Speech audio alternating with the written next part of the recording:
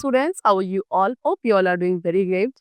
Today, students, we are going to start our second chapter of class 5th, which is about health and hygiene. Okay, let's start the chapter. See, a good living is possible only when we live a healthy life. And a healthy life is possible when we remain physically fit and free from any disease. So, to remain healthy, we must eat nutritious food, stay active, and follow the rules of cleanliness.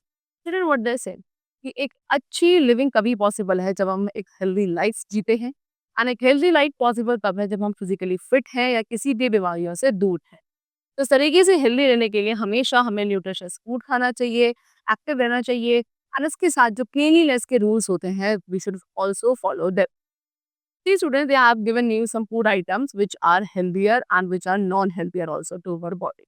So you have to take the food items which are healthier to our body. Okay, I hope you can do it on your own also, right?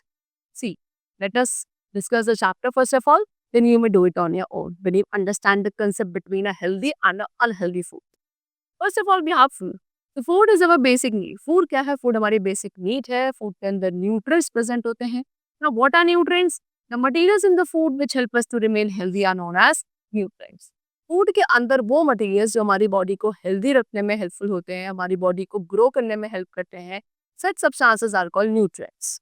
Okay, the food we eat, अब जो खाना हम खाते हैं उसके अंदर 5 main nutrients होते हैं, 5 मेन कंपोनेंट्स होते हैं।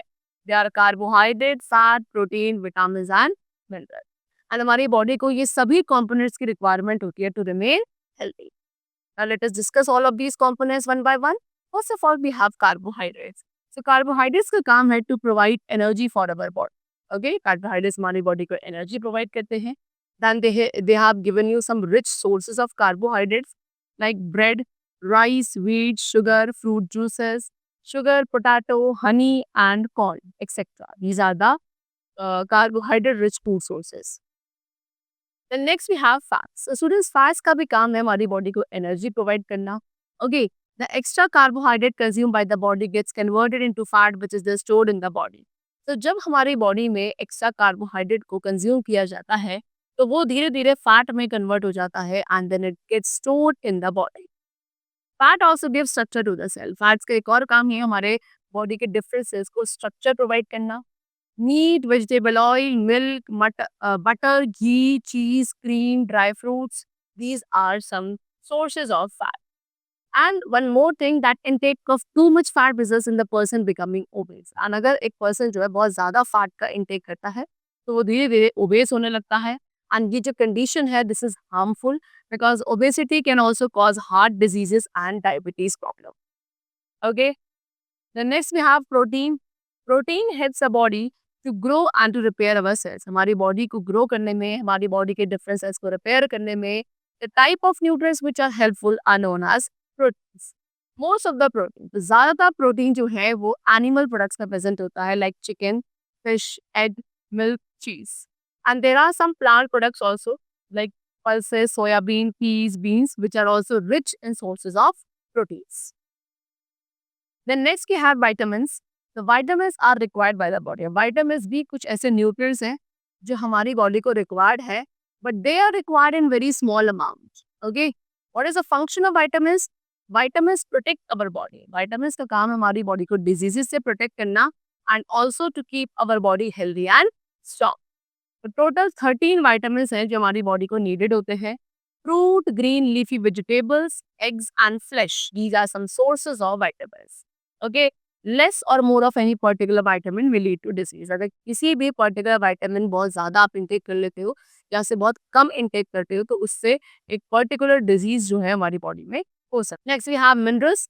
तो जस्ट लाइक वाइटामिन, वाइटामिन की तरह मिनरल्स भी हमारी बॉडी को हेल्दी रखते हैं and they are also required in small amount. Okay, they strengthen bones. इनका काम है हमारी बोन्स को स्ट्रेंथ प्रोवाइड करना, नॉर्मल हार्ट बीट मेंटेन करना, and also help in the growth, replacement and repair processes.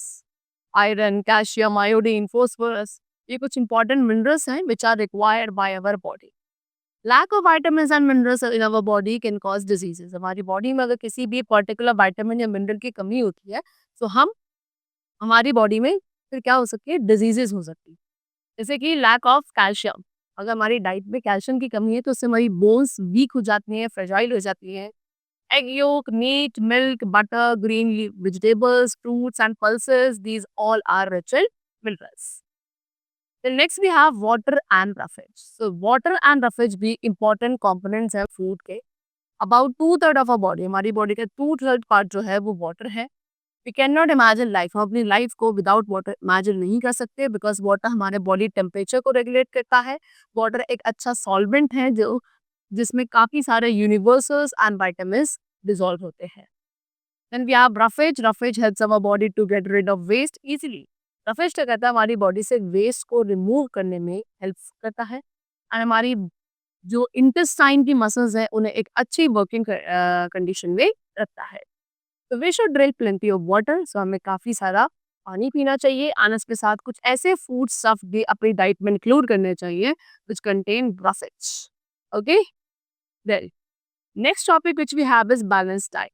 Our body needs all the components of food in adequate amount for the proper growth and functioning of the body. तो हमारी body को food में जितने भी components present है वो सभी components required होते हैं एक एडिक्वेट अमाउंट में सो दैट हमारी बॉडी की प्रॉपर ग्रोथ हो सके, हमारी बॉडी प्रॉपर फंक्शन कर सके. तो a diet that contains adequate amount of different components of food for proper functioning of the body is called a balanced diet. तो अब एक ऐसी डाइट जिसके अंदर फूड के सभी डिफरेंट कंपोनेंट्स जो हैं एक एडिक्वेट अमाउंट में प्रेजेंट है और the proper functioning of our body that is called a balanced diet. Different age groups के पीपल को different types of food required होता है. लाइक स्मॉल चिल्ड्रन, जो स्मॉल चिल्ड्रन है या जो ग्रोइंग एडल्ट्स हैं इन्हें ज़्यादा प्रोटीन्स की रिक्वायरमेंट होती है एंड सभी विटामिन्स एंड मिनरल्स की रिक्वायरमेंट होती है. Then if we talk about old people, so old people need not to eat heavy food. Old people को ज़्यादा heavy food खाने की ज़रूरत नहीं है. एंड वो लोग जो काफ़ी ज़्यादा फिजिकल वर्क करते हैं लाइक लेबर, स्पोर्ट पर्सन, इन्हें काफ़ी एनर्जी गिविंग फूड की रिक्वायरमेंट होती है. But we should remember to eat food from all food groups. लेकिन हमें क्या ध्यान रखना चाहिए कि हम सभी फूड ग्रुप्स में से खाने का इंटेक करें, फिजिकली एक्टिव रहें. Every day we should walk, run, climb stairs and we should play because it will help us to stay fit. And then next we have rest. Everyone need rest for the proper functioning of the body. Okay, so अब body की proper functioning के लिए सभी को rest की भी ज़रूरत होती है. एक न्यू बॉर्न बेबी जो है वो मोस्ट ऑफ द डे क्या करता है, स्लीप करता है, सोता रहता है. एडल्ट्स को अराउंड 6 to 8 आवर्स की कॉन्टिन्यूस स्लीप चाहिए एक दिन के अंदर to remain healthy. Okay, if we do not take sufficient sleep, अगर हम एक सफिशिएंट स्लीप नहीं लेते हैं तो हम अपने वर्क को प्रॉपरली नहीं कर पाएंगे.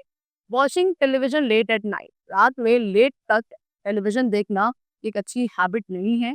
इसीलिए प्रॉपर आवर्स ऑफ रेस्ट जो है they are important to stay healthy and energised.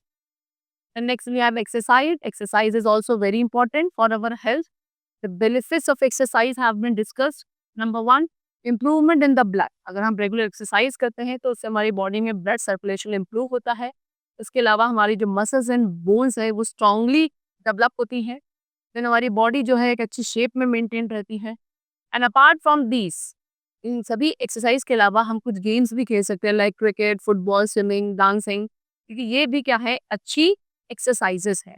Okay, more over उसके अलावा जो योगा है ये एक क्या है, योगा एक एंशियंट सिस्टम है, काफ़ी पुराने टाइम से चला आ रहा है एक सिस्टम है एक्सरसाइज का, जिसको इंडिया में प्रैक्टिस किया जाता है and it is also a good exercise. Okay, the next we have posture. The term posture refers to the position in which we hold our body upright. Okay, so posture का मतलब होता है वो position जिस position में हम अपनी body को होल्ड करते हैं while we are standing, sitting, moving or lying down. Okay, we must stand. जब भी हम खड़े हैं, बैठे हैं या वॉक कर रहे हैं तो हमेशा हमें इस तरीके से खड़ा होना चाहिए, उठना बैठना चाहिए कि हमारी जो बैक है वो हमेशा स्ट्रेट रहे. ओके, इनकरेक्ट पोस्चर, अगर एक लंबे टाइम पीरियड तक हम अपनी बॉडी को एक इनकरेक्ट पोस्चर में रखते हैं तो उससे हमारी बॉडी में बैक एक हो सकता है, यानी कि आपकी बैक में पेन हो सकता है, मस्कुलर पेन हो सकता है, स्ट्रेन, स्ट्रेस आ सकता है बॉडी पार्ट्स में. Okay, due to incorrect posture. So we should always maintain a correct posture of our body. Next, we have diseases. What is disease? Disease is a state in which a function or a part of the body is no longer in a healthy condition. However, disease can also occur due to some reasons, and diseases are broadly classified into two types. Student what the disease क्या है? Disease एक ऐसी state, एक ऐसी condition जहाँ पे हमारी body का कोई एक पर्टिकुलर पार्ट या पूरी बॉडी एक हेल्दी कंडीशन में वर्क नहीं कर पाती है। That condition is known as that we are suffering from disease. Okay, अब डिजीजेस जो है अदर रीजंस की वजह से भी हो सकती हैं, एंड मेजरली डिजीजेस की आपकी दो टाइप्स की होती हैं, that is communicable and non communicable diseases. First of all we have non communicable diseases. तो diseases that do not spread, वो डिजीजेस जो पर्सन टू पर्सन स्प्रेड नहीं होती है, they are called non communicable diseases. Okay, so कुछ non communicable diseases हैं जो कि किसी पर्टिकुलर विटामिन या मिनरल की डिफिशियंसी से हमारी बॉडी में हो सकती है, and therefore they are also called deficiency diseases. Okay, now diseases due to lack of certain component in the diet can be easily cured by including a particular food item rich in that component. तो अगर आपको कोई ऐसी disease है जो आपकी body में किसी पर्टिकुलर कंपोनेंट की डिफिशियंसी से हुई है, तो आप उसको क्योर कर सकते हो उस पर्टिकुलर कंपोनेंट को या फूड आइटम को थोड़ा ज्यादा अपनी डाइट के अंदर इंक्लूड करके। Okay, like they have given you name of the disease, that is night blindness. Night blindness एक डिजीज है जो कि विटामिन ए की डेफिशिएंसी से होती है। तो इसको क्योर करने के लिए हमें जितने भी येलो फ्रूट्स एंड वेजिटेबल्स हैं, papaya, carrot, mango, milk, butter, egg yolk, we should include all these food items in our diet. Then we have berry, which get caused due to the deficiency of vitamin B. And for that, we should intake milk, peas, cereals, egg, meat, and green vegetables. The third is rickets. It is a disease which is caused due to deficiency of vitamin D. And इसको cure करने के लिए we should intake milk and milk products. Then next we have scurvy, जो कि vitamin C की कमी से होती है, एंड इसमें आपको जितने भी सिट्रस फ्रूट्स यानी कि जो खट्टे फ्रूट्स होते हैं like amla, orange, lemon and tomato, we should intake them. Then next we have goitre. Goitre आपकी आयोडीन मिनरल की डेफिशिएंसी से होती है, so for that we should intake iodised salt. And then last we have anaemia, जो कि iron की कमी से होता है, एंड इसमें आपको spinach, apple, guava, brinjal and meat जैसे फूड आइटम्स को इंक्लूड करना चाहिए। सब नॉन कम्युनिकेबल डिजीजेस, अब कुछ नॉन कम्युनिकेबल डिजीजेस हैं जो कि बाय बर्थ प्रेजेंट होती हैं, but most of them depends, लेकिन उनमें से ज़्यादा डिपेंड करती है हमारे एक पर्सन की लाइफस्टाइल के ऊपर। फॉर एग्जांपल, और डेफिशिएंसी ऑफ आयोडीन, अगर किसी पर्सन की डाइट में आयोडीन की डेफिशिएंसी है तो उससे एक डिजीज होती है which is called goiter. Okay, and वही excess intake of food stuff and lack of exercise में कॉज ओबेसिटी। एंड अगर आप बहुत ज़्यादा फूड स्टफ खाते हो, एक्सरसाइज कम करते हो, तो इससे फिर एक और डिजीज या एक और प्रॉब्लम होती है that is called obesity. Then we have communicable diseases. So communicable diseases can spread from one person to another through a living or a non-living agent. ऐसी डिजीजेस जो किसी एक पर्सन से दूसरे पर्सन में इजीली ट्रांसफर होती हैं किसी भी लिविंग या नॉन लिविंग एजेंट के through, they are called communicable diseases. Okay, communicable diseases जो है लिविंग एजेंट्स के थ्रू हो सकती है like virus, bacteria, protozoa, fungi, insect. Okay, तो कुछ डिजीजेस हैं like measles, typhoid, cholera, malaria, AIDS, rabies, mumps, chicken pox, hepatitis, diphtheria and leprosy. ये सभी एग्जांपल्स हैं communicable diseases. Okay, then the disease like measle, measle जो disease है वो काफी स्मॉल ऑर्गेनिजम्स के थ्रू स्प्रेड होती है which are called germs. How? See, when an infected person cough और स्नीज, जब एक इन्फेक्टेड पर्सन कफ करता है या स्नीज करता है तो वो जो जर्म्स हैं एयर में रिलीज हो जाते हैं एंड एक हेल्दी पर्सन को इन्फेक्ट कर सकते हैं। सिमिलरली अगर आप किसी इन्फेक्टेड पर्सन के हैंडकरचीफ, क्लोथ्स या किसी भी अदर बिलोंगिंग को शेयर करते हो, so by this also these germs get spread to the healthy person. Okay, then there are some insects also like flies, इनका भी काम है डिजीज कॉजिंग जर्म्स को ट्रांसफर करना when they sit on a food stuff. And ये food and water containing germs हैं, ये कौन सी डिजीज कॉज कर सकते हैं? They can cause the diseases like typhoid and cholera. Now the living organism which can transfer the disease, वो सारे living organism जो diseases transfer करते हैं they are called carriers. Example, mosquito, mosquito आपका carrier है मलेरिया, डेंगू, एलिफेंटाइसिस जैसी diseases का। We should remember that all the communicable diseases, अब हमें क्या ध्यान रखना है कि जितनी भी communicable diseases हैं इन्हें अवॉइड कर सकते हैं अपने सराउंडिंग्स को क्लीन रख के, बिकॉज इससे वहाँ पे क्या नहीं होगा, फ्लाइज एंड मॉस्किटोज की ब्रीडिंग नहीं होगी। It will prevent the breeding of all these insect और the disease carrying carriers. Now, there's a difference between communicable and non-communicable diseases. So, communicable diseases वो हैं जो one person to another person transfer होती हैं, and non-communicable वो हैं which cannot spread from one person to another person. Communicable diseases जो है germs के through spread होती हैं and non-communicable diseases are not spread by germs. Then next we have prevention of diseases. Disease को कैसे prevent किया जा सकता है? So it is possible to prevent many diseases. बहुत सारी ऐसी diseases हैं जिन्हें हम vaccination के through prevent कर सकते हैं.